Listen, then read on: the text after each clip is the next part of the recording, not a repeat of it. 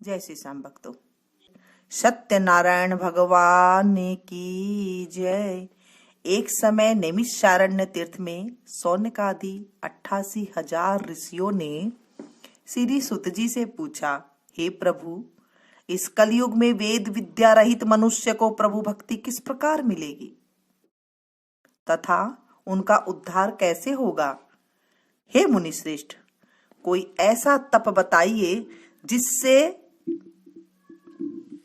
जिसमें थोड़े समय में ही पुण्य प्राप्त हो तथा मनवांछित फल मिले।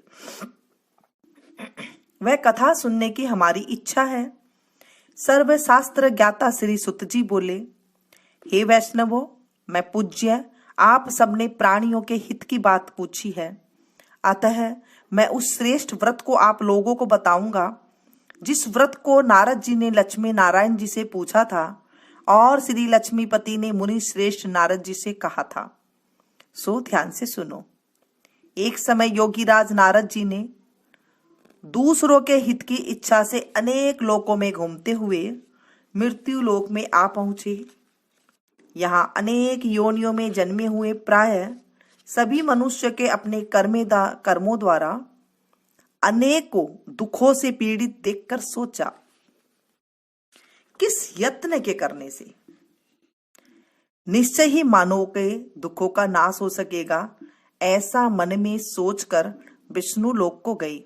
वहां श्वेत वर्ण और 4 भुजाओं वाले देवों के ईश नारायण का, जिनके हाथों में शंख चक्र गदा और पद्म थे तथा बरमाला पहने हुए थे, देखकर स्तुति करने लगे। हे भगवान, आप अत्यंत शक्ति से संपन्न हैं, मन तथा वाणी भी आपको नहीं पा सकती। आपका आदि मध्य अंत नहीं है। निर्गुण स्वरूप सृष्टि के कारण भक्तों के दुखों को नष्ट करने वाले हो। आपको मेरा नमस्कार है। नारद जी इस प्रकार की स्तुति सुनकर विष्णु भगवान बोले, हे मुनि श्रेष्ठ, आपके मन में क्या है? आपका किस काम के लिए आगमन हुआ है? निसंकोच कहो। तब नारद मुनि बोले, मृत्यु लोक में सब मनुष्य जो अनेक योनियों में पैदा हुए हैं, अपने अपने कर्मों के द्वारा अनेक प्रकार के दुखों से दुखी हैं। हे नाथ, मुझ पर दया रखते हो तो बतलाइए कि उन मनुष्य के सब दुखों थोड़े से ही प्रयत्न से कैसे दूर हो सकते हैं? श्री भगवान जी बोले, हे नारद, मनुष्य की भलाई के लिए तुमने बहुत अच्छी बात पूछी है। जिसके करने से मनुष्य मोह माह से छूट जाता है, वह कहता हूं। सुनो, पुण्य देने वाला स्वर्ग तथा मृत्यु लोक में दोनों में दुर्लभ एक उत्तम व्रत है। आज मैं प्रेमवश होकर तुमसे कहता हूं। श्री सत्यनारायण भगवान का यह व्रत अच्छी तरह विधान पूर्वक करने से मनुष्य तुरंत ही यहां सुख भोग कर मरने पर मोक्ष को प्राप्त होता है। श्री भगवान के वचन सुनकर नारद मुनि बोले, इस व्रत का फल क्या है? क्या विधान है? किसने यह व्रत किया था और किस दिन यह व्रत करना चाहिए? विस्तार से कहो। भगवान बोले, दुख व शोक आदि को दूर करने वाला, धन्य धान को बढ़ाने वाला, सौभाग्य तथा संतान को देने वाला यह व्रत सब स्थानों पर विजयी करने वाला है। भक्ति और श्रद्धा के साथ किसी भी दिन मनुष्य श्री सत्यनारायण की शाम के समय ब्राह्मणों और बंधुओं के साथ धर्मपरायण होकर पूजा करे। भक्ति भाव से नैवेद्य केले का फल, घी, दूध और गेहूं का चूर्ण सवाया ले। गेहूं के अभाव में साठी का चूर्ण, शक्कर तथा गुड़ ले और सब भक्षण योग्य पदार्थ जमा करके भगवान को अर्पित करे तथा बंधु बांधवों सहित ब्राह्मणों को भोजन कराए। उसके बाद स्वयं भोजन करे। नृत्य गीत आदि का आचरण कर श्री सत्यनारायण भगवान का स्मरण करता हुआ समय व्यतीत करे। इस तरह व्रत करने पर मनुष्य की इच्छा निश्चय ही पूरी होती है। विशेषकर कली काल में मृत्यु लोक में यह मोक्ष का सरल उपाय है। इति श्री सत्यनारायण व्रत कथा का प्रथम अध्याय संपूर्ण। श्रीमन नारायण नारायण नारायण, भज मन नारायण नारायण नारायण। श्री सत्यनारायण भगवान की जय। सतदेव भगवान की जय। द्वितीय अध्याय। सुत जी बोले, हे ऋषियों, जिसने पहले समय में इस व्रत को किया है उसका इतिहास कहता हूं, ध्यान से सुनो। सुंदर काशीपुर नगरी में एक अत्यंत निर्धन ब्राह्मण रहता था। वह भूख प्यास से बेचैन हुआ नित्य पृथ्वी पर घूमता रहता था। ब्राह्मणों से प्रेम करने वाला भगवान ने ब्राह्मण का रूप धारण कर उसके पास जाकर आदर के साथ पूछा, हे विप्र, नित्य दुखी हुआ पृथ्वी पर क्यों घूमता है? दीन ब्राह्मण बोला, मैं निर्धन ब्राह्मण हूं, भिक्षा के लिए पृथ्वी पर फिरता रहता हूं। हे भगवान, यदि आप इसका उपाय जानते हो तो कृपा करके कहो। वृद्ध ब्राह्मण बोला, सत्यनारायण भगवान मनवांछित फल देने वाले हैं, इसलिए हे ब्राह्मण, तू उनका पूजन कर, जिसके करने से मनुष्य सब दुखों से मुक्त होता है।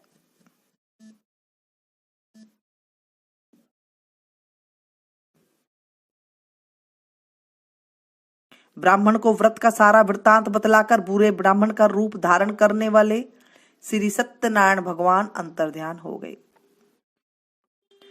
जिस व्रत को वृद्ध ब्राह्मण ने बतलाया है मैं उसको करूंगा, यह निश्चय करने पर उसे रात में नींद भी नहीं आई। वह सवेरे उठ सत्यनारायण भगवान के व्रत का निश्चय कर भिक्षा मांगने के लिए चला। उस दिन उसको भिक्षा में बहुत धन मिला, जिससे बंधु बांधवों के साथ उसने श्री सत्यनारायण भगवान का व्रत किया। इसके करने से वह विप्र सब दुखों से छूटकर अनेक प्रकार की संपत्तियों से युक्त हुआ। उस समय से वह विप्र हर मास व्रत करने लगा। इस तरह सत्यनारायण भगवान के व्रत को जो करेगा वह सब पापों से छूटकर मोक्ष को प्राप्त होगा। आगे जो पृथ्वी पर श्री सत्यनारायण भगवान का व्रत करेगा वह मनुष्य सब दुखों से छूट जाएगा। इस तरह नारद जी से नारायण जी का कहा हुआ यह व्रत मैंने तुमसे कहा। हे विप्रो, अब मैं और क्या कहूं? ऋषि बोले, हे मुनिवर, संसार में उस विप्र से सुनकर और किस किस ने इस व्रत को किया वह हम सब सुनना चाहते हैं। इसके लिए हमारे मन में श्रद्धा है। सुत जी बोले, हे मुनियों, जिसने इस व्रत को किया है वह सब सुनो। एक समय वह विप्र धन और ऐश्वर्य के अनुसार बंधु बांधवों के साथ व्रत करने को तैयार हुआ। उसी समय एक लकड़ी बेचने वाला बूढ़ा आदमी आया और बाहर लकड़ियों को रखकर विप्र के मकान में गया। प्यास से दुखी लकड़हारा उनको व्रत करते देखकर विप्र को नमस्कार कर कहने लगा, आप यह क्या कर रही हैं और इसके करने से क्या फल मिलता है? कृपया मुझे भी बताओ। ब्राह्मण ने कहा, सब मनोकामनाओं को पूर्ण करने वाला यह श्री सत्यनारायण भगवान का व्रत है। इसकी ही कृपा से मेरे यहाँ धन्य धान्य की वृद्धि हुई है। विप्र से इस व्रत के बारे में जानकर लकड़हारा बहुत प्रसन्न हुआ। चरनामत ले और प्रसाद खाने के बाद अपने घर को गया। लकड़हारे ने अपने मन में यह प्रकार का संकल्प किया कि आज गांव में लकड़ी बेचने से जो धन मिलेगा उसी से श्री सत्यनारायण भगवान का उत्तम व्रत करूंगा।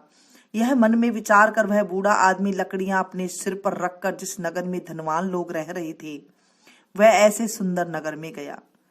उस रोज वहां पर उसे उन लकड़ियों के दाम पहले दिनों से चौगुना मिले।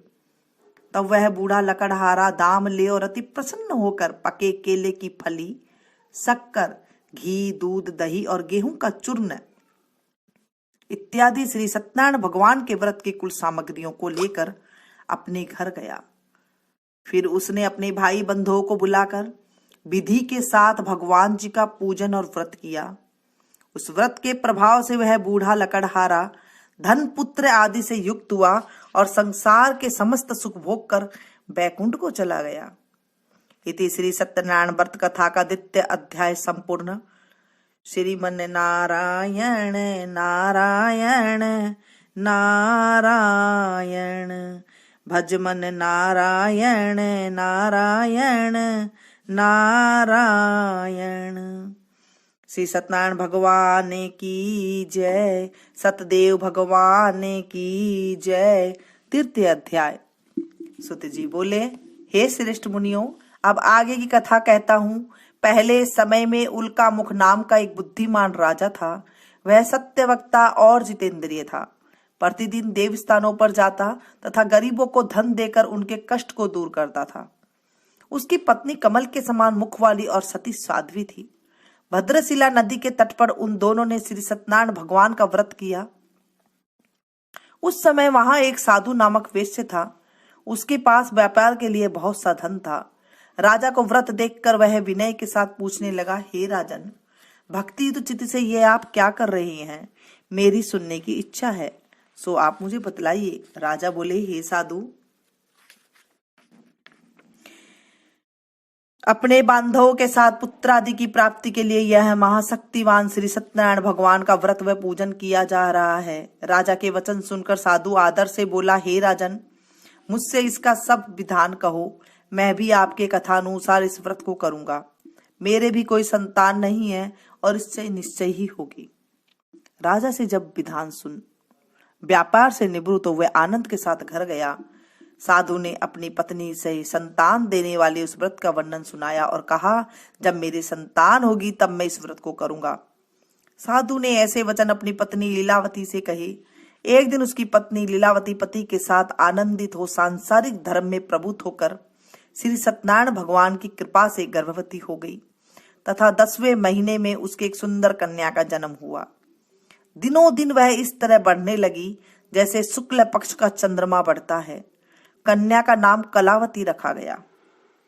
तब लीलावती ने मीठे शब्दों में अपने पति से कहा, जो आपने संकल्प किया था कि सत्यनारायण भगवान का व्रत करूंगा, अब आप उसे करिए। साधु बोला, हे प्रिय, इसकी विवाह पर करूंगा। इस प्रकार अपनी पत्नी को आश्वासना दे वह नगर को गया। कलावती प्रतिग्रह में बुद्धि को प्राप्त हो गई।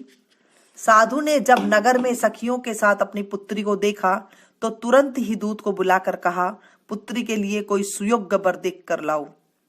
साधु की आज्ञा पाकर दूत कंचन नगर पहुंचा और वहां पर देखभाल कर लड़की के लिए सुयोग्य माणिक पुत्र ले आया।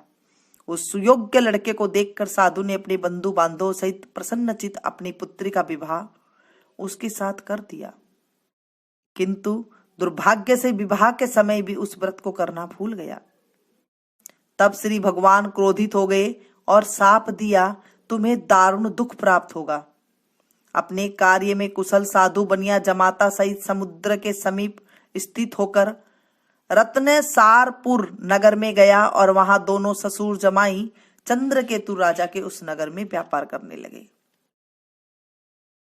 एक बार भगवान ने श्री सत्यनारायण की माया से प्रेरित कोई चोर राजा का धन चुराकर भागा जा रहा था, किंतु राजा के दूतों को आता देखकर चोर ने घबराकर भागते हुए राजा के धन को वहीं चुपचाप रख दिया जहां ससुर जमाई ठहरे हुए थे। जब दूतों ने उस साधु वैश्य के पास राजा का धन को देखा तो उन दोनों को पकड़ राजा के समीप ले जाकर बोले, हम इन दोनों चोरों को पकड़कर लाए हैं, अब हमें क्या करना है, आज्ञा दे। राजा की आज्ञा से उन्हें कारावास में डाल दिया और उनका धन छीन लिया। श्री सत्यनारायण भगवान के श्राप द्वारा उनकी पत्नी भी घर पर बहुत दुखी हुई और उनके घर पर जो धन रखा था उसे भी चोर चुरा कर ले गए। शारीरिक व मानसिक पीड़ा तथा भूख प्यास से अति दुखी हो अन्न की चिंता में कलावती एक ब्राह्मण के घर गई। वहां उसने श्री सत्यनारायण भगवान का व्रत होते देखा। फिर कथा सुनी तथा प्रसाद ग्रहण कर रात को घर आई। माता ने कलावती से कहा, हे पुत्री, तू अब तक कहाँ रही और तेरे मन में क्या है? कलावती बोली, हे माता, मैंने एक ब्राह्मण के घर में श्री सत्यनारायण भगवान का व्रत देखा है। कन्या के वचन सुनकर लीलावती भगवान के पूजन को तैयार करने लगी। लीलावती भगवान का पूजन जब तैयार करने लगी तो लीलावती ने परिवार और बांधवों सहित श्री सत्यनारायण भगवान के पूजन किया और वर मांगा, मेरे पति और दामाद शीघ्र आ जाएं। साथ में ही प्रार्थना की कि हम सबका अपराध क्षमा करो। श्री सत्यनारायण भगवान इस व्रत से संतुष्ट हो गए और राजा चंद्रकेतु को सपने में दर्शन देकर कहा, हे राजन, दोनों वेश्यों को प्रात ही छोड़ दो और उनका सारा धन जो तुमने लिया है उन्हें वापस दे दो, नहीं तो मैं तुम्हारा धन, राज्य, पुत्रादि नष्ट कर दूंगा। राजा से ऐसा कहकर भगवान अंतर्ध्यान हो गई। प्रातः काल राजा चंद्रकेतु ने सभा में अपना स्वप्न सुनाया। फिर दोनों बाणिक पुत्र को कैद से मुक्त कर सभा में बुलाया। दोनों ने आते ही राजा को नमस्कार किया। राजा मीठे वचनों में बोला, हे महानुभाव, भाग्यवश ऐसा कठिन दुख तुम्हें प्राप्त हुआ है, अब तुम्हें कोई भय नहीं है। ऐसा कहकर राजा ने उनको नए नए वस्त्राभूषण पहनाए तथा उनका जितना धन लिया था उससे दुगना धन देकर आदर से विदा किया। दोनों वैश्य अपने घर को चल दिए। इति श्री सत्यनारायण व्रत कथा का 3 अध्याय संपूर्ण। श्रीमन नारायण नारायण नारायण, भज मन नारायण नारायण नारायण। श्री सत्यनारायण भगवान की जय, सतदेव भगवान की जय। 4 अध्याय। सुत जी बोले, वैश्य ने मंगलाचार करके यात्रा आरंभ की और अपने नगर को चल दिए। उसने थोड़ी दूर निकलने पर दंडी वेशधारी श्री सत्यनारायण से उनसे पूछा, हे साधु, तेरी नाव में क्या है? अभिमानी वाणिक हंसता हुआ बोला, हे दंडी, आप क्यों पूछ रहे हो? क्या धन लेने की इच्छा है? मेरी नाव में तो बेल और पत्ते भरे पड़े हैं। वैश्य का कठोर वचन सुनकर श्री भगवान ने कहा, तुम्हारा वचन सत्य हो। दंडी ऐसा कहकर वहां से दूर चले गए और कुछ दूर जाकर समुद्र के किनारे बैठ गई। दंडी के जाने पर वैश्य ने नित्य क्रिया करने के बाद नाव को ऊंची उठी देखकर अचंबा किया तथा नाव में बेल पत्ते आदि देखकर मूर्छित हो जमीन पर गिर पड़ा। फिर मूर्छा खुलने पर अत्यंत शोक प्रकट करने लगा। तब उसका दामाद बोला, आप शोक न करें, यह दंडी का शाप है, अतः उनकी शरण में चलना चाहिए, तभी हमारी मनोकामना पूरी होगी। दामाद के वचन सुनकर वह दंडी के पास पहुंचा और अत्यंत भक्ति भाव से नमस्कार करके बोला, मैंने जो आपसे असत्य वचन कहे थे उनको क्षमा करो। ऐसा कहकर शोकातुर हो रोने लगा। तब दंडी भगवान बोले, हे बाणिक पुत्र, मेरी आज्ञा से बार बार तुम्हें दुख प्राप्त हुआ है, तू मेरी पूजा से विमुख हुआ है। साधु बोला, हे भगवान, आपकी माया से ब्रह्मा आदि देवता भी आपके रूप को नहीं जानते, तब मैं अज्ञानी कैसे जान सकता हूँ? आप प्रसन्न होइए, मैं सामर्थ्य के अनुसार आपकी पूजा करूंगा।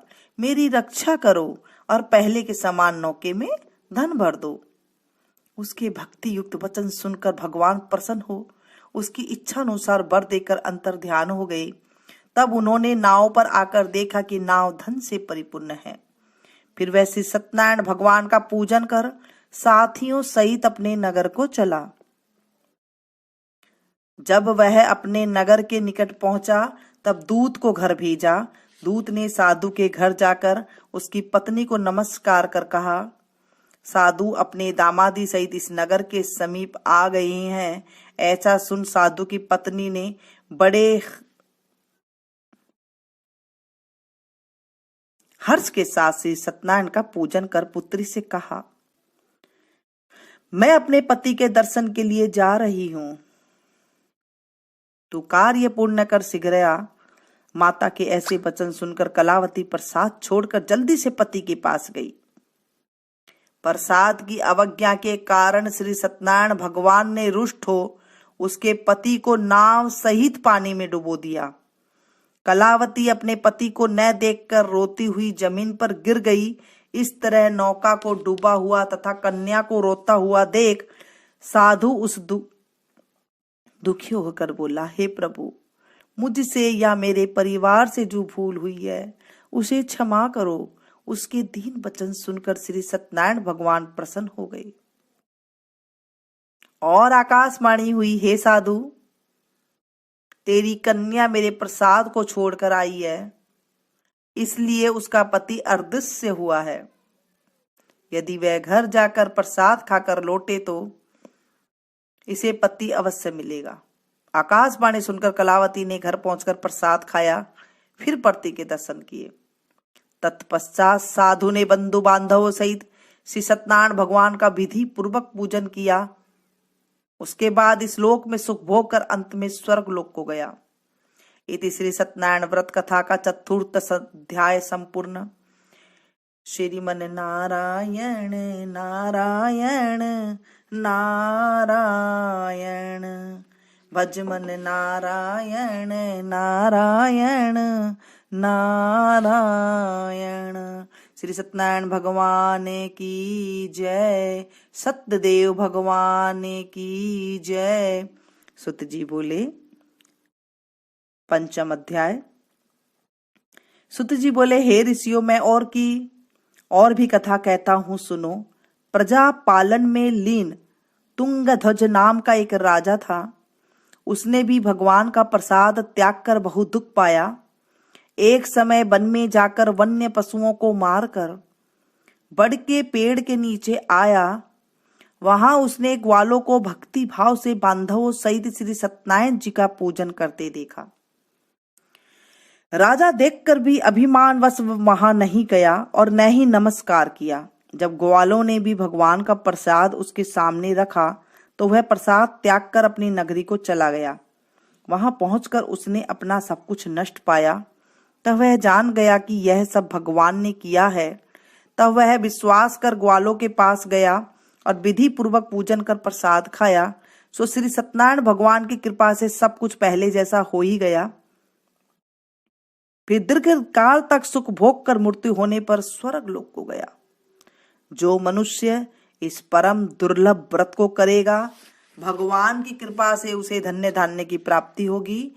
निर्धन धनी और बंधीर बंधन से मुक्त निर्भय हो जाता है। संतानहीनों को संतान प्राप्त होती है तथा सब मनोरथ पूर्ण होकर अंत में वैकुंठ धाम को जाता है। जिन्होंने पहले इस व्रत को किया है, अब उनके दूसरे जन्म की कथा कहता हूं। वृद्ध सतानंद ब्राह्मण ने सुदामा का जन्म लेकर मोक्ष को पाया। लकड़हारे ने अगले जन्म में निषाद बनकर मोक्ष प्राप्त किया। उल्का मुख नाम कर राजा दशरथ होकर बैकुंठ को प्राप्त हुआ। साधु नाम के वैश्य ने मोर ध्वज बनकर अपने पुत्र को आरे से चीरकर मोक्ष को प्राप्त किया। महाराज तुंगध्वज ने स्वयंभू होकर भगवान में भी भक्ति युक्त हो कर्म कर मोक्ष प्राप्त किया।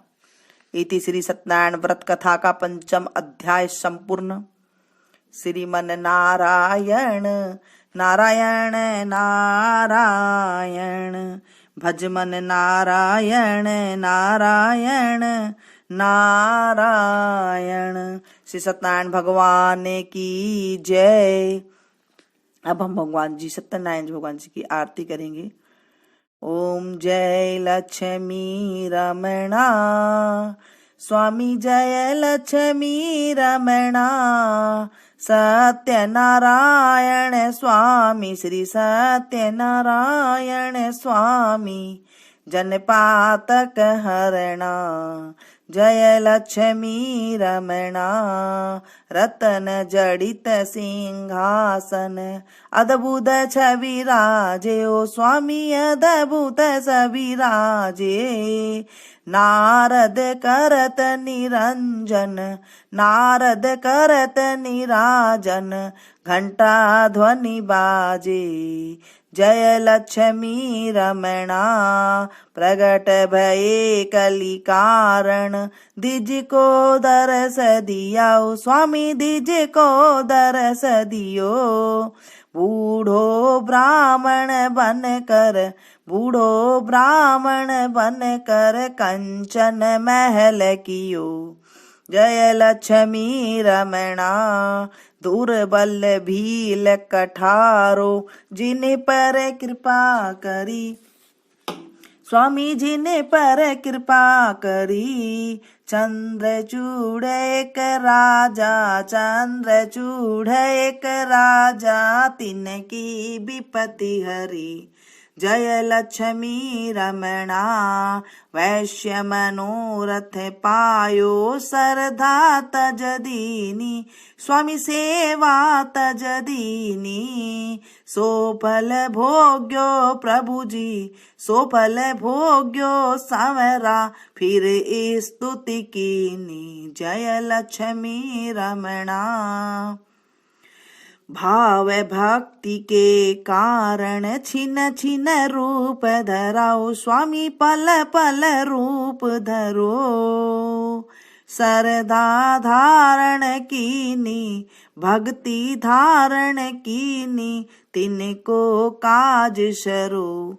जय लक्ष्मी रमणा ग्वाल बाल संग राजा, बन में भक्ति करी ओ स्वामी बन में भक्ति करी। मन वांछित फल दीना मन इच्छा फल दीना, दीन दयालु हरि। जय लक्ष्मी रमणा चढ़त प्रसाद सवायो, कदली फल मेवा स्वामी केला फल मेवा। धूप दीप तुलसी से राजी सतदेवा। जय लक्ष्मी रमणा।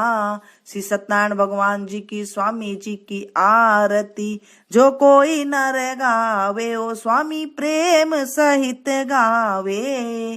कहत शिवानंद स्वामी मन रटत हरि हर स्वामी, सुख संपत्ति फल पावे। जय लक्ष्मी रमणा। कहत शिवानंद स्वामी मन वांछित फल पावे। जय लक्ष्मी रमणा। जय लक्ष्मी रमणा ओ स्वामी जय लक्ष्मी रमणा। सत्यनारायण स्वामी श्री सत्यनारायण स्वामी, जन पातक हरणा। जय लक्ष्मी रमणा। बोले सतदेव भगवान की जय, सत्यनारायण भगवान की जय। आज हमने सत्यनारायण भगवान की कथा सुनी है।